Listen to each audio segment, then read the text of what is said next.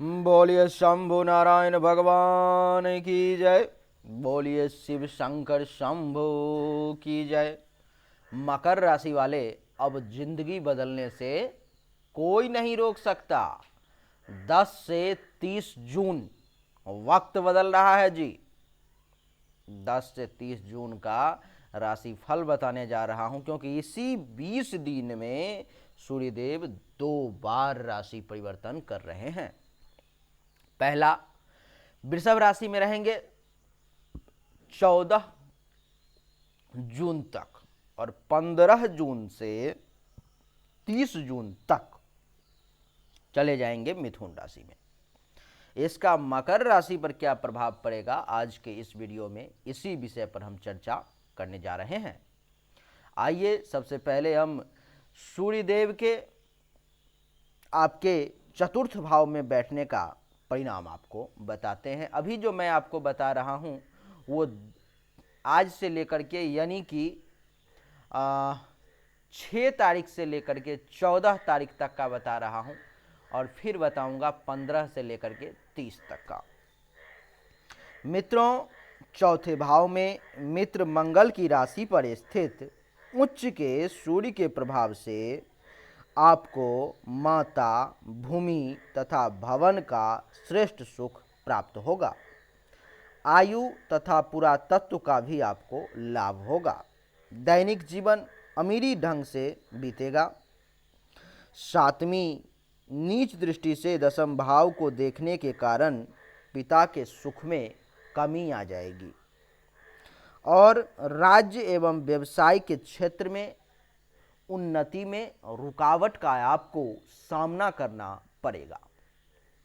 मित्रों, इसको आसान भाषा में समझ लेते हैं कि इसका अर्थ क्या हुआ। इसका अर्थ ये है कि अभी से लेकर के 14 जून तक आपको आपके माता का फुल सपोर्ट प्राप्त होगा। आप जैसा चाहेंगे वैसा ही होगा, उसमें आपकी माता आपका पूरा सहयोग करेंगी। आप अगर कोई ज़मीन लेना चाहते हैं, मकान बनाना चाहते हैं और आपकी ये इच्छा पूरी नहीं हो पा रही थी, तो इस समय में उस इच्छाओं के पूरा होने का योग भी बन रहा है।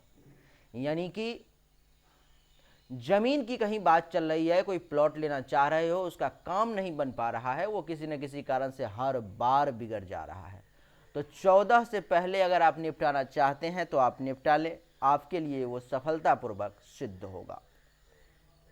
वहीं मकान की अगर बात करूं तो मकान भी अगर आप लेना चाहते हैं अथवा बनाना चाहते हैं, आपके मन में जद्दोजहद बहुत दिनों से चली आ रही है और काम सफल नहीं हो पा रहा है, तो आपको मैं बता दूं कि आप इस समय में 14 जून तक अगर प्रयास करते हैं तो मकान वाला भी काम आपका संपन्न हो सकता है।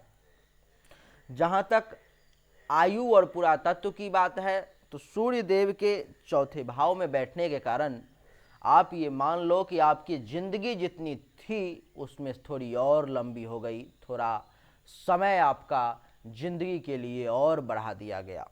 पुरातत्व का भी आपको विशेष लाभ प्राप्ति होगा। आपको बता दूं कि इस समय में 14 जून तक आप अमीरी ढंग से जिंदगी को व्यतीत करेंगे। अमीरी ढंग से, अमीरों की तरह। अगर आपके पास पैसे नहीं है आप कर्ज लेकर के कर सकते हैं, अगर आपके पास पैसे हैं तो उसको आप पूर्ण रूप से खर्च करके पूरा इंजॉयमेंट करेंगे, पूर्ण आनंद लेंगे।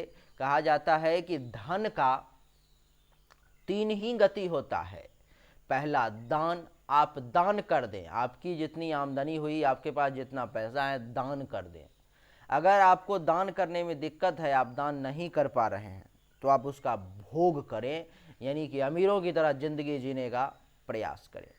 तीसरा, अगर आप दान और भोग नहीं करेंगे तो उस धन का नाश होना तय है, तो वो नाश हो जाएगा और आपके किसी काम नहीं आएगा। तो आप अमीरी ढंग से, अगर आपके पास पैसा है तो जरूर समय को बिताएं और आप बिताएंगे। इसके अलावा आपको बता दूं कि पिता के साथ जो है सो आपका संबंध अच्छा नहीं रहेगा। इस समय में पिता से वैमनस्य की स्थिति उत्पन्न होगी। हो सकता है छोटी छोटी बातों पर में आप दोनों में विवाद हो जाए, आप दोनों एक दूसरे के मत का सम्मान नहीं करेंगे। इसके अलावा बता दूं कि राज्य यानी कि जहां आप नौकरी करते हैं वहां पर में भी आपके उन्नति में रुकावटों का आपको सामना करना पड़ेगा। 14 जून तक लोग आपके बीच में बाधा बनेंगे, आपके उन्नति को देख करके जलन होगा उनको और आपको आगे बढ़ने नहीं देंगे। इसके अलावा आपको बता दूं कि व्यवसाय के क्षेत्र में भी उन्नति में रुकावट आएगी। अगर आप कोई बिजनेस करते हैं, चाहे आपका कोई भी छोटा से छोटा बड़ा से बड़ा बिजनेस हो, तो उसमें भी 14 तारीख तक रुकावट का आपको सामना करना पड़ेगा। लेकिन आगे 15 से जो 30 जून का समय है वो कैसा रहेगा वो भी मैं आपको बताऊंगा।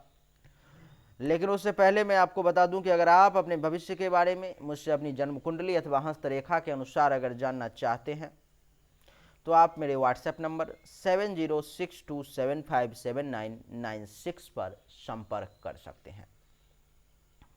वहां पर मैं आपको सारी जानकारी दे दी जाएगी आपके भविष्य के बारे में, और बहुत अच्छे तरीके से, चाहे आपके जीवन में कोई बाधा ही क्यों ना आ रही हो, आपका समय रुक क्यों ना गया हो, सब कुछ बदलने का कैसे प्रयास किया जाएगा आप देख करके अचंभित रह जाएंगे। आइए अब जानते हैं 15 से लेकर के 30 जून तक का समय कैसा रहेगा, क्योंकि वक्त जो है आपका 10 तारीख से ही बदल रहा है, लेकिन उसका छाया धीरे धीरे करते करते वो 15 तारीख से उसका असर दिखना शुरू होगा, क्योंकि 15 तारीख से सूर्यदेव आपके पंचम भाव में विराजमान होंगे। मित्रों, ये समय आपके लिए माता भूमि और भ्रमण के लिए सबसे अच्छा है, लेकिन और किस किस चीज के लिए अच्छा और बुरा है आइए जानते हैं।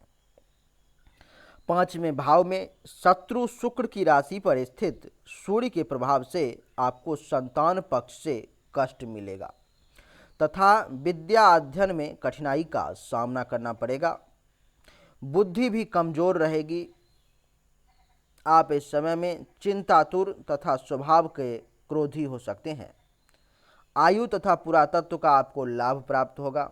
7वीं मित्र दृष्टि से एकादश भाव को देखने के कारण लाभ प्राप्ति के लिए आपको विशेष परिश्रम करना पड़ेगा, तभी जाकर के आपको सफलता प्राप्त होगी। यानी कि 15 तारीख से जो है सो आपका वक्त बदल रहा है। 14 तारीख तक आपने बहुत अच्छा कर लिया सब कुछ, लेकिन 15 से जो फिर 30 का समय है उसमें संतान से आपको सुख नहीं कष्ट मिलेगा।